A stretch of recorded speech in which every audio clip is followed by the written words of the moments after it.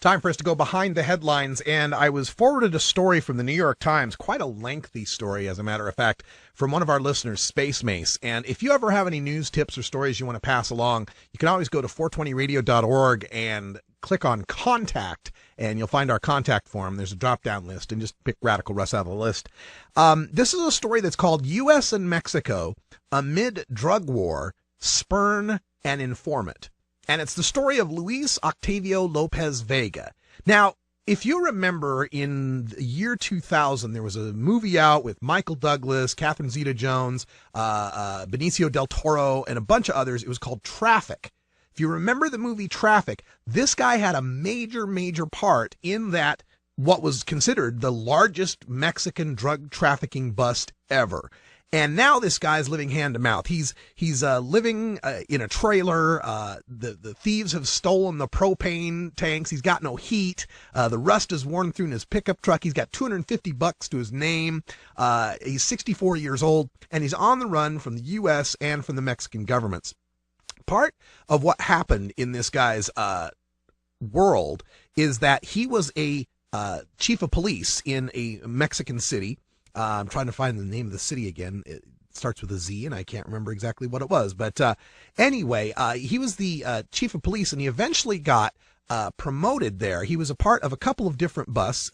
He was involved in taking down General Gutierrez. Now, General Gutierrez, his name was Jesus Gutierrez Rebello. There we go. Jesus Gutierrez Rebello. And he was appointed basically Mexico's drug czar in the 1990s. And Lopez was his chief advisor. In a sense, he was the Kevin Sabet to the drug czar of Mexico. And what went down is that Jesus Gutierrez, this general, was collaborating with the major drug trafficking organizations. He was corrupt as hell.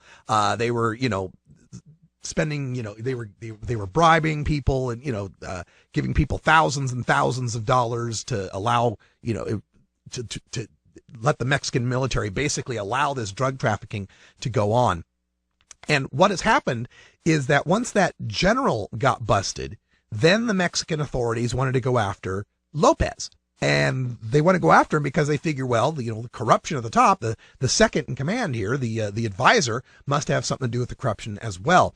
Lopez continues to insist on his innocence, but he doesn't have any evidence to either, there's really no evidence to bust him or to exonerate him.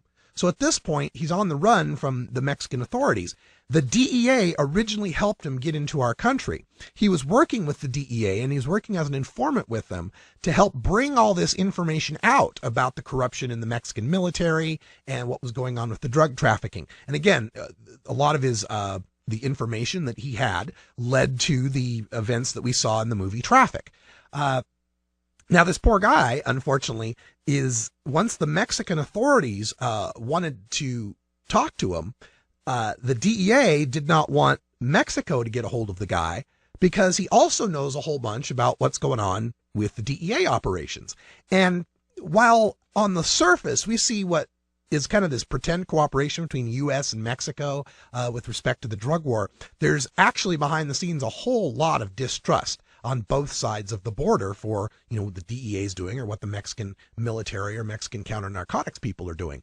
So it ended up in a situation where the DEA couldn't let Mexico have him, but they also couldn't let even Mexico know that they knew where he was, because then there's the whole distrust and not, cooperating with the allies. So the DEA basically dumped the guy and, left him on his own. So now Mexican authorities are still looking after him.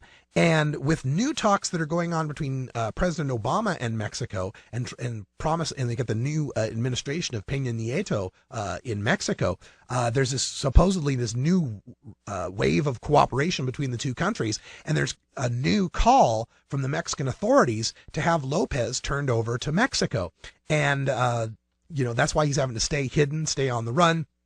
He doesn't believe that he'll get a fair trial in Mexico. In fact, he fears for his life, that if he was returned to Mexico, that he'd conveniently end up dead rather than end up on the stand testifying about what he knows about the corruption inherent in the Mexican government, in the highest levels of the Mexican military and Mexican police. So it's just another example of how the drug war destroys lives. I encourage you to check it out in the New York Times. And again, the story, U.S. and Mexico amid drug war, spurn and informant. It was a story from April 30th, I believe. Let me check the date on that for sure.